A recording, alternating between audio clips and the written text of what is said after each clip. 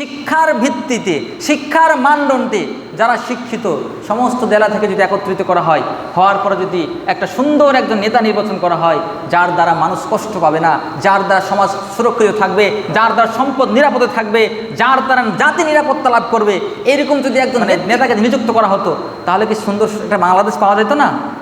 অবশ্যই পাওয়া যেত।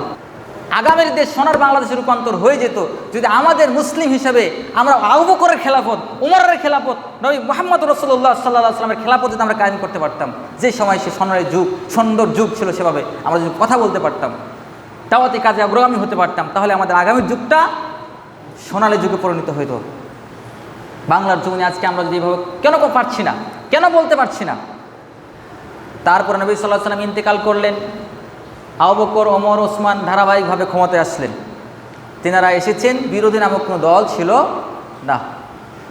আবু বকর রাদিয়াল্লাহু তাআলা যখন ক্ষমতায় ছিলেন, আলী, ওসমান, ওমর রাদিয়াল্লাহু আনহুম তারা কেউ বিরোধিতা করেছেন? করেন নাই।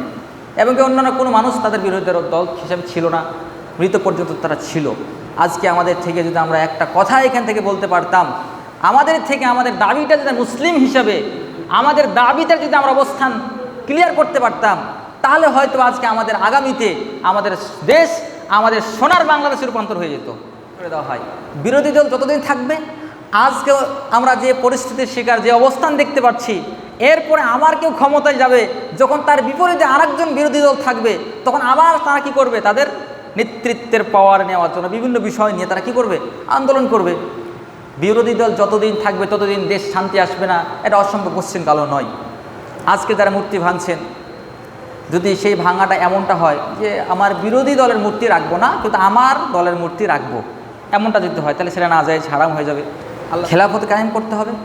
আজকে হ্যাঁ, অবশ্যই প্রত্যেকটা মানুষের অধিকার আছে তাদের সুন্দরভাবে তাদেরকে অবস্থানে দেওয়া। যদিও আমরা আমাদের দিক থেকে আমরা কোনো দল, কোনো মত, কোনো ব্যক্তিকে রাষ্ট্রীয়ভাবে কোনো যেগুলো যারা মানে গণতন্ত্রের সম্পৃক্ত আছে তাদেরকে সেটা আমরা সাপোর্ট করি না, সমর্থন করি না, যেহেতু ইসলাম করে না, তাই আমরা সেগুলোকে সমর্থন করি না। কিন্তু ইসলামে কি আপনার নেতৃত্ব নাই? ইসলামে কি সাহাবের নেতৃত্ব দেয় নাই? তারা অবশ্য নেতৃত্ব দিয়েছে। যেভাবে যে আঙ্গিকে নেতৃত্ব দিয়েছে সে আঙ্গিকে নেতৃত্ব দিতে হবে। সারা বাংলাদেশ থেকে 64 জেলা থেকে যারা প্রিন্সিপাল এবং কি যারা বড় বড় পদে যারা শিক্ষিত রয়েছেন, প্রফেসর আপনার হতে পারে, তারা কওমি অঙ্গনের অনেক বড় বড় শিক্ষিত, অথবা হতে পারে আপনার এলাকাতে সবচেয়ে বড় আলেম ওলামা যারা রয়েছে, এই সমস্ত কিছু শিক্ষিত, শিক্ষার ভিত্তিতে, শিক্ষার মানদণ্ডে যারা শিক্ষিত সমস্ত জেলা থেকে যদি একত্রিত করা হয়, হওয়ার পরে যদি একটা সুন্দর একজন নেতা নির্বাচন করা হয়, যার দ্বারা মানুষ কষ্ট পাবে না, যার দ্বারা সমাজ সুরক্ষিত থাকবে, যার দ্বারা সম্পদ নিরাপদে থাকবে, যার দ্বারা জাতি নিরাপত্তা লাভ করবে, এরকম যদি একজন নেতাকে নিযুক্ত করা হতো, তাহলে কি সুন্দর একটা বাংলাদেশ পাওয়া যেত না? অবশ্যই পাওয়া যেত। সারা পৃথিবীতে এরকমভাবে যদি আমাদের দাওয়াতি কাজটা, দাওয়াতি প্ল্যাটফর্ম যদি চালানো যায়, তাহলে কেন আমরা পারবো না? কেন পাবো না?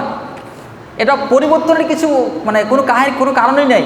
যেমনিভাবে কোটা আন্দোলন করতে গিয়ে এরকম পরিবর্তন করা সম্ভব হয়েছে, ঠিক এটাও পরিবর্তন করা সম্ভব যদি আমরা সেরকমভাবে আমাদের দাওয়াতি কাজকর্ম পরিচালনা করতে পারি। রাসূল সাল্লাল্লাহু আলাইহি ওয়াসাল্লাম স্পষ্টভাবে ছবি মূর্তির ব্যাপারে নিষেধাজ্ঞা জারি করেছেন।